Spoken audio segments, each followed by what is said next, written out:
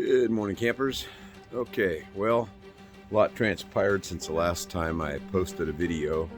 I got in my shims, put them in. I found out that the 5 shims that I ordered, only one of them actually fit where it was supposed to fit. I did find that 2 of the shims that I had selected for the number 3 intake valves actually fit in the number 4 spot with the correct tolerances. So I had to reorder the number 3 intake valves. I ordered those from a Lexus dealer, which is only about 10 miles from here. And so I went and picked those up and stuck those in. I think it was Wednesday, but with work and everything else going on, I haven't been able to do the final fitment. So I did measure, and now I'm in the correct gap on my intake and exhaust valves on all 16 valves. I want to go ahead this morning and we're going to videotape the buttoning up of the valve cover after I torqued the valve train down to that 7 foot-pounds. I'm not even sure I'm going to do that yet. I might just swing it. We're going to go ahead and run a compression test once I get the valve cover back on. With a VVT motor, there's a inlet pipe that feeds the VVT, and it will pump oil all over the motor, so I'm going to go ahead and button it back up. So that's what we're going to do this morning. Shouldn't take more than maybe, I don't know, maybe 15 minutes or so to get it all buttoned up, and then we'll run the compression test on all 4 cylinders and see what we end up with. So that's what we're going to do right now. So put this here, and we'll see how long this takes. There we go.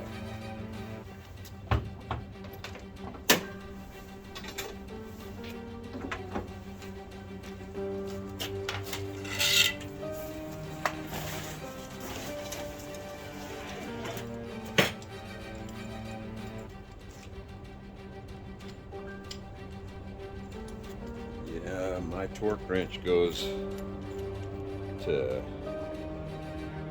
it's like 10 foot-pounds, and I really need 8 foot-pounds is what it calls for. I think it was like 95 inch-pounds, so you divide that by 12.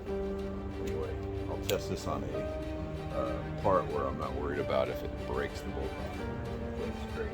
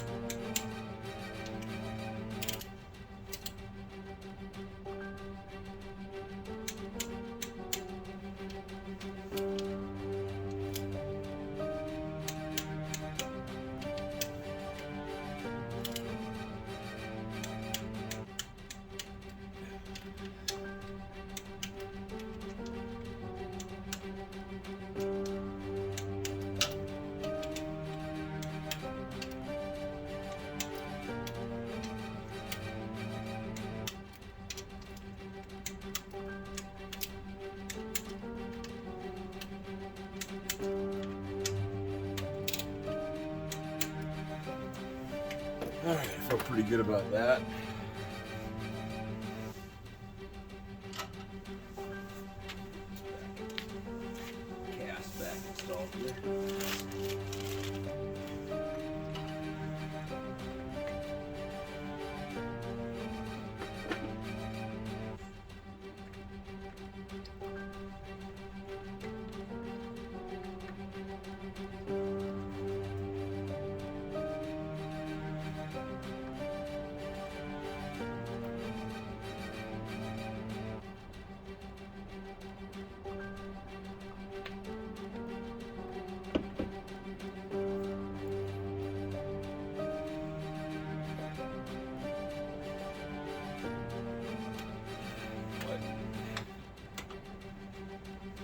Sensor seal does not look very good, guys.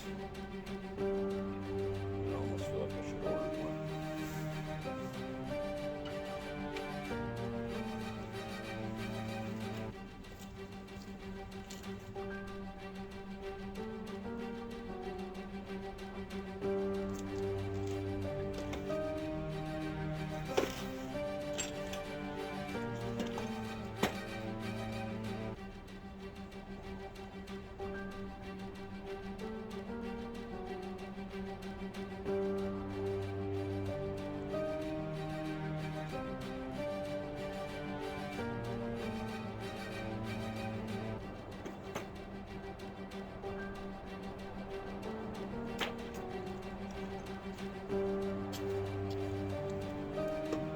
Take shortcuts.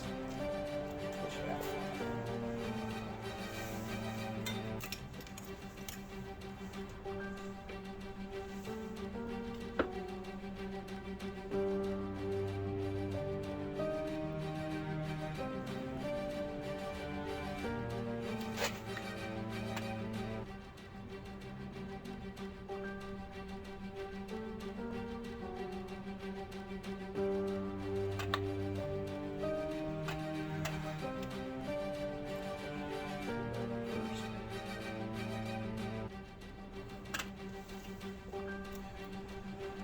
So rather than damage the seal, I'm going to loosen that cam globe and lift the cam slightly.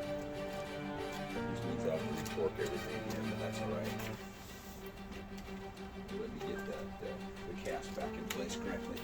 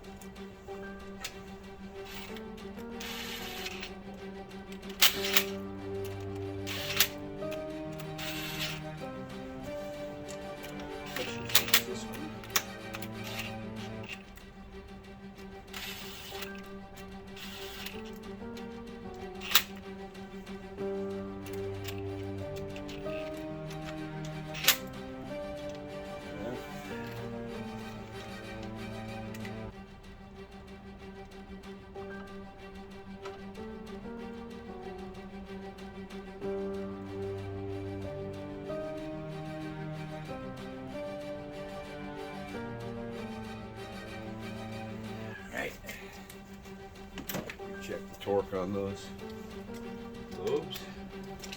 Start in the middle. 21.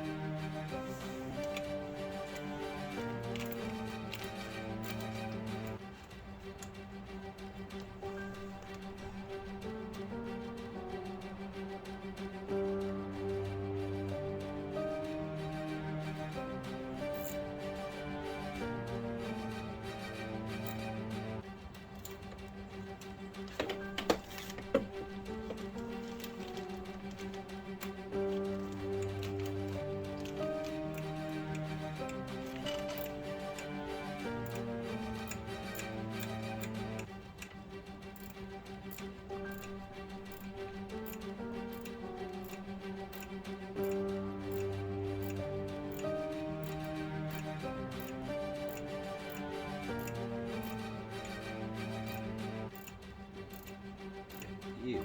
How long did it take?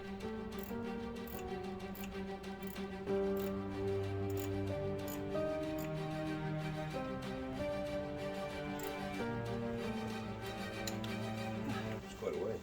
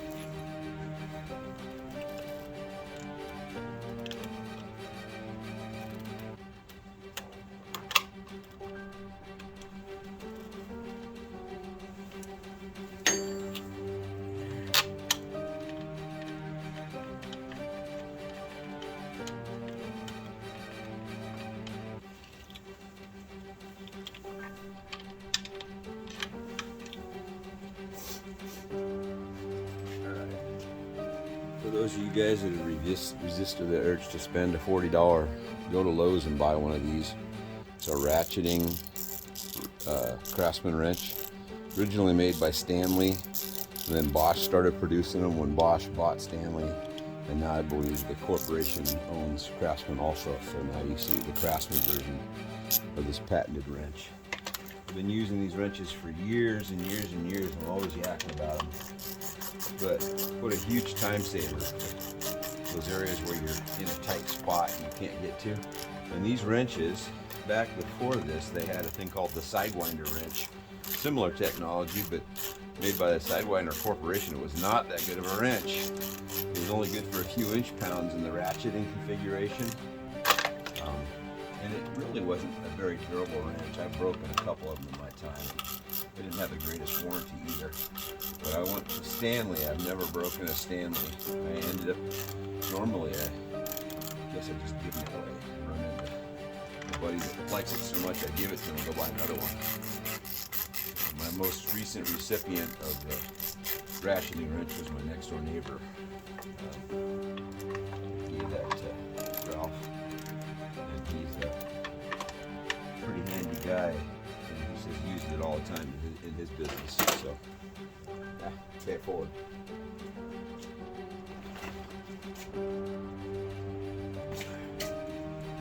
So normally I would buy a new cover, but this thing's still real pliable, and I don't remember when I put it in, but it wasn't that long ago. So we're just going to put it back in, throw the RTV in the required spots, and then run it. So this is upside down. Looks like this is 180, maybe out. Should be two on the one side and one on the other. Yeah, there we go. That looks correct. Kind of a Saturday morning jigsaw puzzle, right? So as soon as I get done getting this on, I can run a compression test. As soon as I've proven to myself that the compression is good up in all the cylinders, and I didn't burn any valves, I just simply had reseated valves from the rebuild I did, 10,000 miles ago. I think it's fairly common. Greg Peters talks about the boosted application burning intake valves.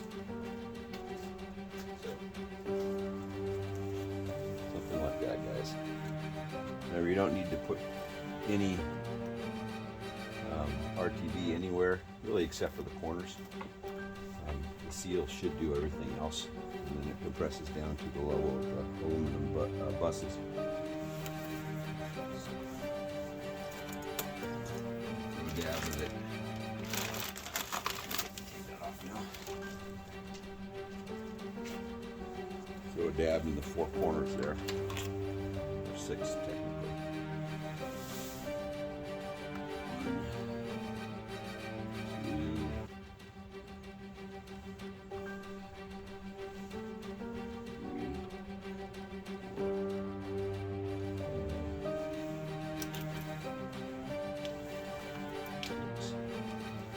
Okay, we're ready to pop her back on. Fun part, doing it without everything falling off. What do you guys think? Easy? Feel free to put comments in there, guys, on all the things I'm doing wrong.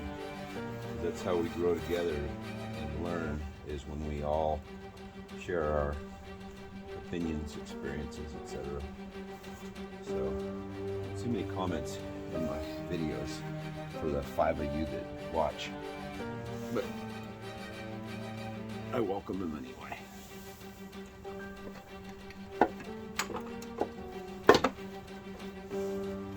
Looks like we scored. Got it in pretty good.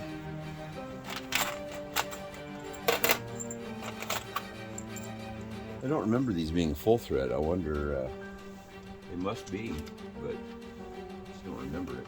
But I do know these all go there. Brown I need to get in here somewhere. I think it went on one of these little buses, so we'll be fine. One thing a lot of people would say is stuff rags down in there if you intend on dropping bolts.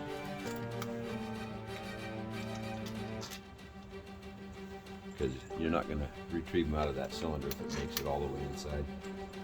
We're going to be okay though. We have 2 little groundy straps right here that we can get diced in place with this bolt.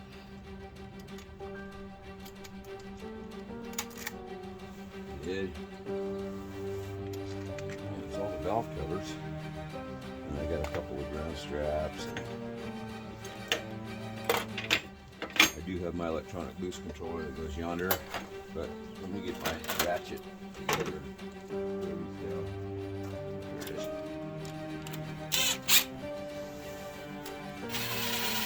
I always start with center ones.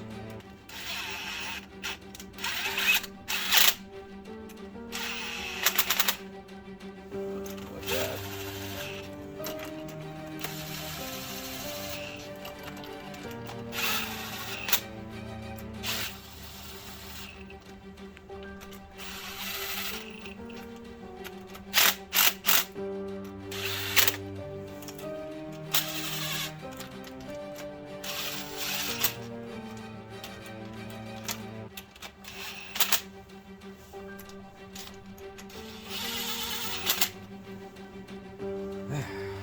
Torque wrench on it.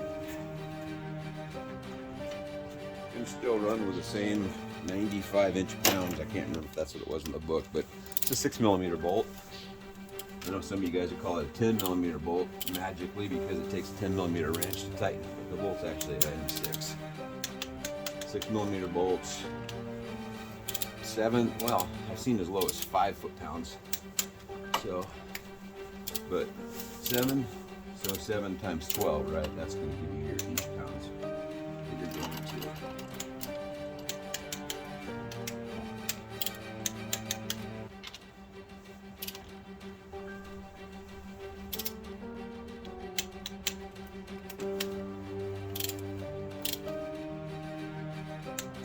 Remember, his gasket, if it's cold out like it is right here, today it's about 49 degrees outside, maybe 50. That gasket might be a little bit stiff, especially if it's older. So you want to torque them down and then check them all, because as it compresses, the torque will change.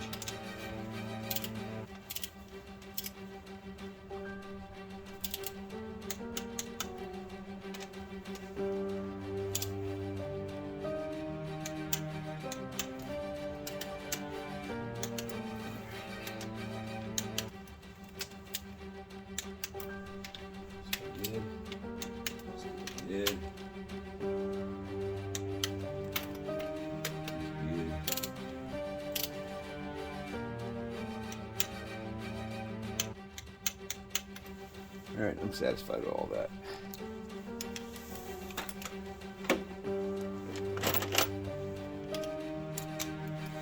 And then a little old school. That's good.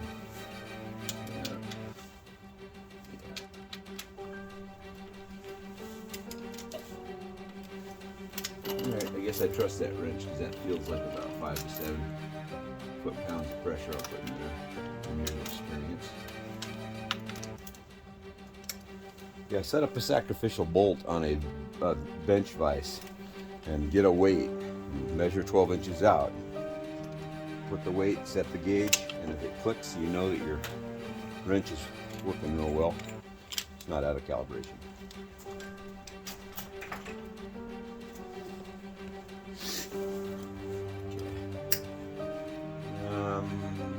Yeah, I'm just going to put that in. We're going to run a compression test, nothing else.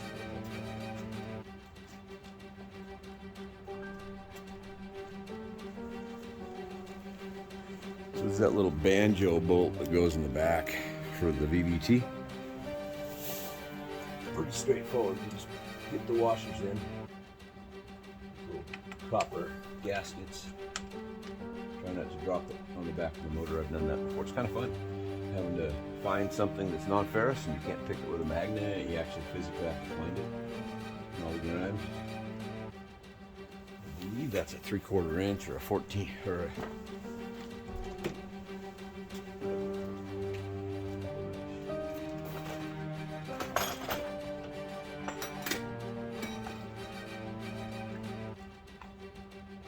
check a 19 millimeter, same thing.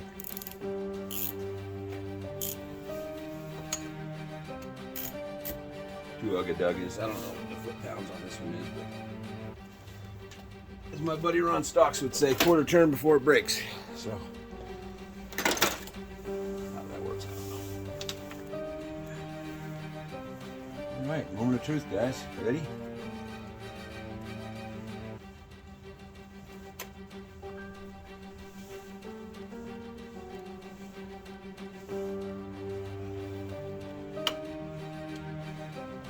Right.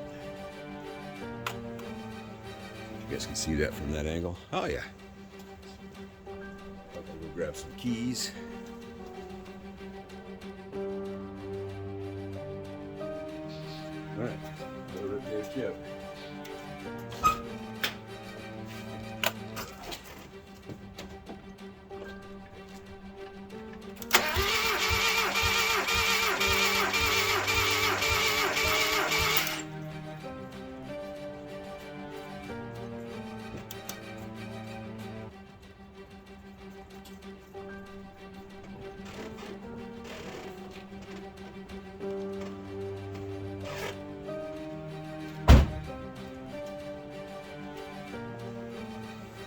Oh, isn't that beautiful? Almost 150 psi on that back cylinder. That was the most concerning one for me. I was really worried that that one was going to be lowest because that one was the tightest. If we get close to even 120 on number 3, we're good to go because 1 and 2 have already tested. That is very, very wonderful news.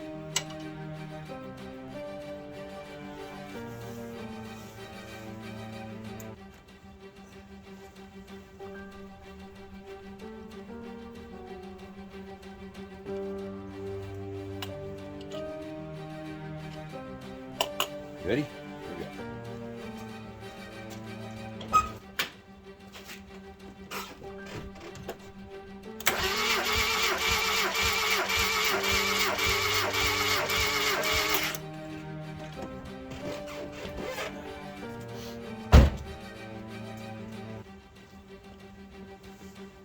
And that was about 152.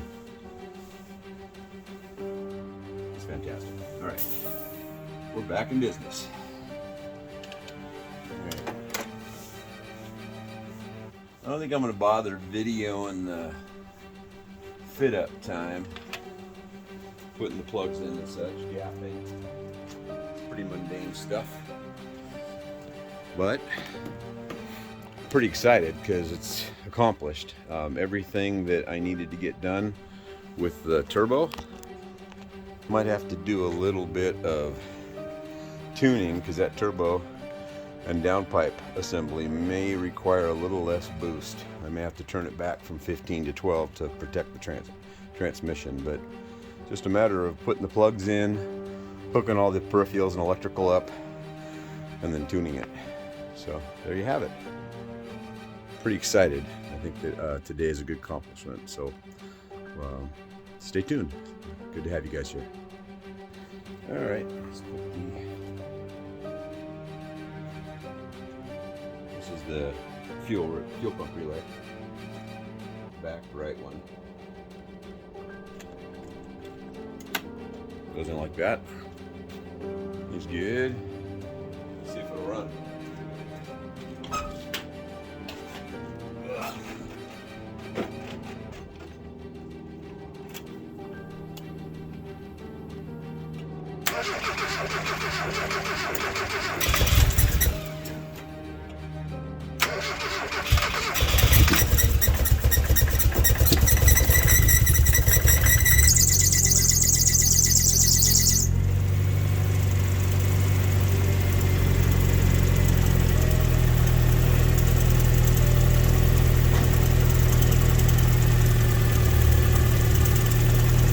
Alternator wasn't too happy about that, but brand new battery, brand new alternator, so we should be good. Running nice and quiet.